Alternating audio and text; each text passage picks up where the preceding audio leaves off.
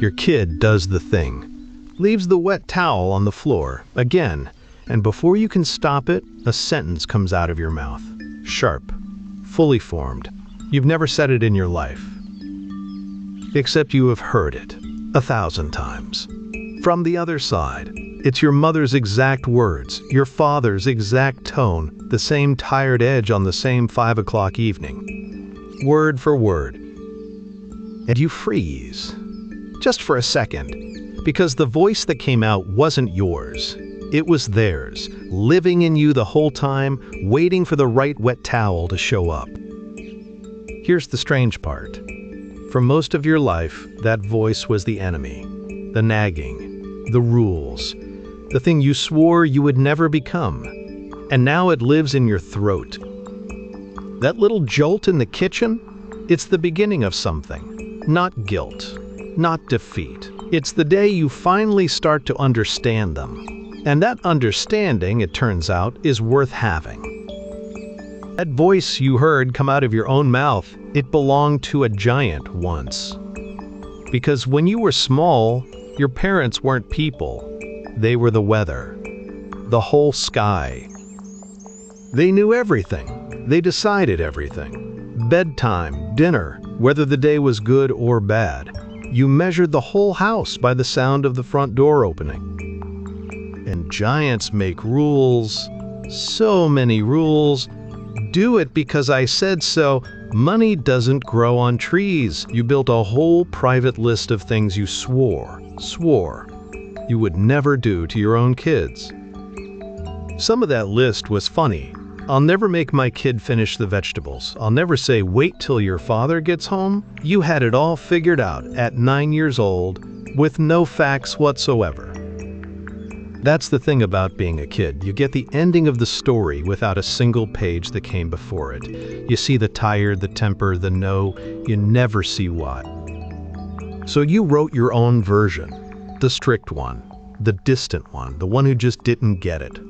And you carried that story for 30 years, certain it was the truth. It wasn't even close. You built that whole story of them when you were small and had no facts. And then one ordinary evening, tired at the sink, you catch yourself doing the math without meaning to. How old was your mother the year you decided she had it all wrong? Younger than you are right now. Do that subtraction and something shifts in your chest. You always pictured them as finished, fixed. Adults who had figured it out and were simply choosing to disappoint you. That's the version a kid needs to believe. But at the age they were then, look at yourself. You still Google things at midnight. You still don't know if you're doing this right. You're mostly guessing with a straight face. That's the part that lands. They weren't calm. They were faking it, same as you fake it now, hoping the kids wouldn't notice the hands shaking under the table. They weren't giants standing over your childhood. They were people your age, or younger, scared and improvising, hoping nobody would call their bluff. And no one ever did.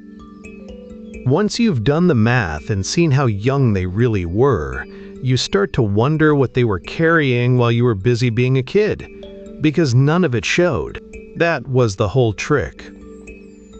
You remember the kitchen table after dinner. The stack of envelopes your mother kept moving from one spot to another, like a smaller pile, might mean less money owed. You thought it was nothing. It was the whole knot in her chest. You never once wondered how the lights stayed on. That was the point of their fear, wasn't it? To keep you from ever having to feel it. And mostly, God bless them, they pulled it off. Money was one kind of quiet. There was another kind that lived between the two of them. The way they stopped finishing each other's sentences. The way a room could go still when they thought you weren't listening. You didn't know a marriage could go quiet without going wrong. That two people could love each other and still run out of things to say by 9 o'clock, worn flat by the same long day. You know that now. You've had that 9 o'clock. And on top of all that, their own parents were getting old. The phone calls you didn't understand. Your dad driving 3 hours on a Sunday to fix a gutter, coming home grayer than he left. He was somebody's kid too, still, and it was wearing him down. And then, 5 mornings a week, the job. The one he never talked about with any joy. He didn't stay because he loved it. He stayed because you needed shoes and braces, and quitting was a luxury for people without a family looking up at them. All that weight didn't announce itself. It came home in the door at 6 o'clock and sat down at the dinner table without a word. You remember the silence. Your father, chewing, staring at nothing, answering in one syllable if he answered at all. As a kid, you read that silence as a mood. Maybe as your fault. You'd lower your voice, you'd wonder what you did. You thought a father was supposed to be interested, and yours seemed to have gone somewhere else entirely. You come home yourself after a day that took everything. The commute, the meeting that went nowhere, the thing you couldn't fix. Someone asks how your day was and you can barely form the sentence.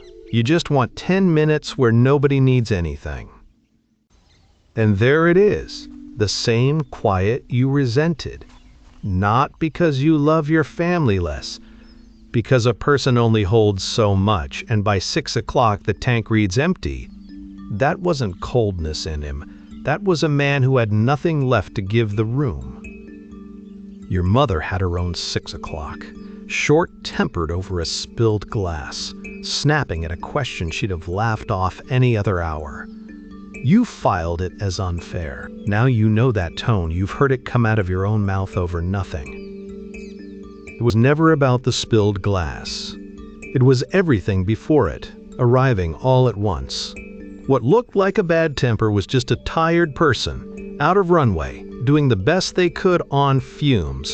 You know that now, because you're the one on fumes. That empty look at the dinner table, that short fuse at the end of the day, none of it ever got explained. Because your parents came from people who didn't explain. They just carried it and kept quiet. They were scared, of course they were. About money, about the lump the doctor found, about whether they were doing any of it right. But you never heard a word of it. Fear stayed behind the bedroom door. It wasn't coldness, it was the code they were handed. You don't burden the kids, you don't crack in front of them. You put on a face, you go to work, you come home, and you never ever say you're struggling. And here's the funny part, you do it too. Your kid asks if you're okay, and you smile and say fine. When your chest is tight and the numbers don't add up, same silence, new face. The hardest one to swallow is the pride. They were proud of you. Bursting with it, probably. But it came out as a nod, or a gruff, not bad, and you spent years reading it as not enough. So the love was there. The fear, the pride, all of it, real and heavy and unspoken. And that's what the swallowing cost. Not the feelings, just the words that would have let you feel them together. The things they swallowed cost them something, and the price showed up in places you never learned to read. Like the shoes. You always had new shoes for school. It never once occurred to you where they came from. You didn't notice your father wearing the same brown pair until the soles went soft. You didn't notice your mother saying she wasn't hungry when there wasn't quite enough to go around. That's the trick of a good sacrifice, it hides. And now you do it too. You know the exact math of it. The dentist for your kid means the dentist can wait for you. The vacation gets planned around their tournament, never your rest. You don't announce it, you just quietly go without. But it isn't only money, and honestly, that was the easy part. There were bigger things they folded up and put in a drawer. The guitar in the closet, the half-finished degree, the move to another city that just never happened. Your mother wanted to paint, maybe. Your father talked once about a business, and you saw his face light up, and then you never heard about it again. They didn't quit those dreams in a big dramatic moment. They just kept choosing you instead. Quietly. For years. And here's the thing that stops you cold. They never sent you the bill. They never made you feel the weight of what they set down. You grew up thinking your childhood was simply free. It was the most expensive thing they ever bought. You folded up your own dreams the same way they did, and told yourself you did it better. That you'd never hand your kid the tired, disappointed version of yourself. And yet, it is the easiest thing in the world to grade a life you never had to live. From the outside, every choice your parents made looked simple. Too cautious, too loud, too checked out. You had the answers. You had them from the cheap seats, where nothing is at stake and everything is obvious. No mortgage riding on the decision. No sick parent in the next room. Just a kid keeping a scorecard. Then one evening you look up from your own tired kitchen and catch it. Your kid, arms crossed, giving you that exact look. The one you used to give. Half pity, half certainty that they'd do it all so much better. And it stings, and then it almost makes you laugh. Because you know that look from the inside now. You know exactly how wrong it is. And you can't argue them out of it any more than your parents could argue you.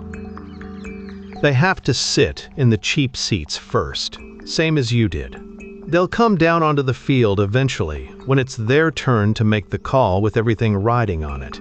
Only then will the scorecard start to blur. So your kids have you pegged. Too strict, too busy, too tired to notice. And you want to defend yourself until you hear the words leaving your mouth and realize you swore you'd never say them. You promised you'd listen more than your father did, and there you are, half hearing your kid over the top of your own worries, nodding at nothing. The exact silence you once resented now coming out of you. You vowed to never lose your temper the way your mother did at the end of a long day. And then comes a night when everything piles up, and something small tips you over. Same sharp voice. Same instant regret. Here is the mercy in it, though. You didn't do it because you stopped loving them. You did it because you were stretched thin, running on empty, human, under a weight nobody could see.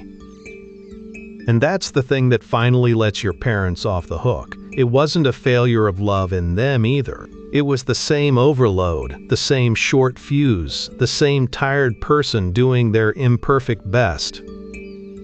So the next time you catch yourself repeating them, don't flinch. It's not proof you turned into them. It's proof you finally know what it cost them to raise you at all. So you stop keeping score. You stop tallying what they got wrong, because you know now how it happens. And once you set the ledger down, you start to see something you missed your whole life. They were people. Not mom, not dad. Two separate strangers who met before you existed. She was a girl once, with a laugh you never heard. He had a car he loved, a song he played too loud. There was a whole life before the word parent. You never asked, did you? You didn't ask who your mother wanted to be at 20. You didn't ask what your father gave up quietly, or what he was afraid of at 3 in the morning. To you, they were furniture. They were just always there. And here is the funny part. They had opinions about each other you never guessed. Your mother thought your father was a fool about certain things, and she was right. He thought she worried too much. They were a whole marriage before they were your mom and dad. Somewhere in a drawer there's a photo of them before you. Young. Broke. Grinning at nothing, at the future, at a life they hadn't messed up yet. Look at those faces. They had hopes. Big, private ones you were never let in on. That's the shift, not forgiving giants. Meeting two people who were making it up as they went, same as you, flawed, hopeful, doing their best with a life that never handed them a manual. And once you see them that way, You can't unsee it. And once you see them as people, two of them, with lives that started long before you, something urgent shows up. If they're still here, still answering the phone, there's a door standing open that you keep meaning to walk through. You call every Sunday, sure. You ask how the weather is, whether they took their pills, if the roof got fixed. Real talk, sort of, but you've never once asked what they wanted to be before you came along. So ask. Ask what scared your father when he was your age. Ask your mother about the boy before your father, the one nobody mentions. Watch her face change. There's a whole person in there you've never met. It won't be smooth. They'll wave you off. Oh, that was ages ago. Nobody wants to hear that. That deflection is the reflex of a lifetime. Sit through it. Ask again, softer. The stories are behind the door, waiting to be wanted. Bring your own hands to it. Cook the thing your mother made when money was thin, right beside her so her fingers can show you what she never wrote down. Some knowledge only survives if you catch it warm. You don't have to fix anything. You don't have to settle old scores. You just have to sit down while they can still answer and let them know the whole person got seen. That's the conversation. It's still yours to have. But maybe that door is already closed. Maybe the understanding you finally have arrived a few years too late, and there is no phone to pick up, no kitchen to walk into anymore. It comes at the strangest moments.